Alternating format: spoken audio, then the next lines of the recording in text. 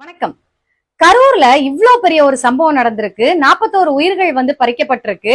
இதுக்கு தமிழ்நாட்டுல இருக்க எல்லா அரசியல் கட்சி தலைவர்களும் கிட்டத்தட்ட எல்லாருமே அங்க போய் பார்த்து அவர்களுடைய துக்கத்துல பங்கெடுத்துட்டு வந்துட்டாங்க. ஆனா இந்த 41 உயிர்கள் பறிப்பதற்கு காரணமா இருந்த நடிகர் விஜய் அவர்கள் மட்டும் இதுவரைக்கும் அங்க போகல. சரி, ஓகே.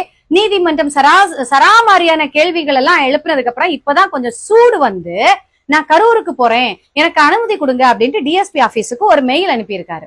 இல்ல, உங்களுக்கு அனுமதியை முதல்ல மறுத்தது யாரு உங்களை போவேண்டான்னா இந்த டிஎஸ்பி ஆபீஸுக்கு கொடுத்திருக்கிற அந்த மனுல சில கோரிக்கைகள் வச்சிருக்காங்க. நான் கரூர் மக்களை சந்திக்க வேண்டும் என்றால் டிஎஸ்பி ஆபீஸ்ல இருந்து, அதாவது போலீஸ்ல இருந்து இதெல்லாம் எனக்கு செஞ்சு கொடுக்கணும் அப்படின்ட்டு. அது என்ன தெரியுமா? முதல் விஷயம், சென்னையில இருந்து இவர் கிளம்புவாராம் தனி விமானத்துல. அது பொதுவா எப்போ வர்றதான், திருச்சி விமான நிலையத்துல இறங்கும் போது திருச்சி விமான நிலையத்துல யாருமே இருக்க கூடாதான். இல்ல, பேசாம திருச்சி விமான நிலையத்துல லீவ் விட்டுருவோமா? திருச்சி விமான நிலையத்துல இருந்து கரூர் போற வழியில இவருக்கு ஃபுல்லாவே கிரீன் காரிடார் பாதுகாப்பு கொடுக்கணுமா? அது என்ன அப்படின்னா, இல்ல கொஞ்சமாவது மனசாட்சி இருக்காயா உனக்கெல்லாம்? கிரீன் காரிடார் அப்படின்னா என்ன அப்படின்னா, இப்போ ஒரு உடல் உறுப்பு தானம் பண்றோம்னு வச்சுக்கோங்களேன், அந்த எந்த இடத்துல இருந்து அதை எடுத்துட்டு போறாங்களோ அந்த டெஸ்டினேஷன், இப்போ கோயம்புத்தூர்ல இருந்து சென்னை எடுத்துட்டு போறாங்க அப்படின்னா, கோயம்புத்தூர் டு சென்னை அந்த வண்டி அந்த ஆம்புலன்ஸ் எங்கேயுமே நிக்காது. சோ அது அந்த டெஸ்டினேஷன் ரீச் ஆகுறது வரைக்கும் போலீஸ் அந்த டிராபிக்கை கிளியர் பண்ணும். எங்கேயுமே ரெட் சிக்னல் இருக்காது, கிரீன் சிக்னல் மட்டும்தான் இருக்கும். அது என்னன்னா அவ்வளவு ஃபாஸ்டா போய் அந்த டெஸ்டினேஷனை ரீச் ஆகுறதுக்கு. இல்ல, நீ என்ன நெஞ்சுவலி இல்லையா படுத்திருக்க, உனக்கு நாங்க அந்த பாதுகாப்பு கொடுக்கறதுக்கு. அதுக்கப்புறம் இவர் சந்திக்க போற இல்லங்கள்ல யாருமே எந்த ஊடகங்களும் போகக்கூடாதான், எந்த பொதுமக்களும் போகக்கூடாதான், இவருடைய வாகனத்திற்கு முன்னாடியும் பின்னாடியும் எந்த வாகனமும் போகக்கூடாதான். பேசாம திருச்சியில இருந்து கரூர் வரைக்கும் எல்லா மக்களையும் ஊரை காலி பண்ணிட்டு போக சொல்லிடுவோமா?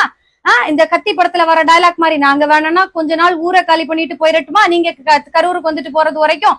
சரி, எனக்கு ஒரு டவுட். இப்ப நீங்க திருச்சியில இருந்து கரூருக்கு போறீங்கல்ல, அந்த ரோட்ல வேகத்தடையாவது இருக்கலாமா? இல்ல அதையும் எடுத்து மாத்த சொல்லிடலாமா நீங்க வர்றீங்க அப்படின்ட்டு? மக்கள் மீது துளி கூட அக்கறை கிடையாது. மக்கள் என்ன பாடுபட்டாலும் பிரச்சனை இல்ல, மக்கள் உயிர் மீது அக்கறை கிடையாது. ஆனா உங்களுடைய உயிருக்கு இவ்வளவு பாதுகாப்பு, இவ்வளவு நேக்கா இருக்கிறீங்களே, நீங்க தான் மக்களுக்கு நல்லது செய்யறதுக்காக உச்சத்தை விட்டுட்டு வந்த ஆளா?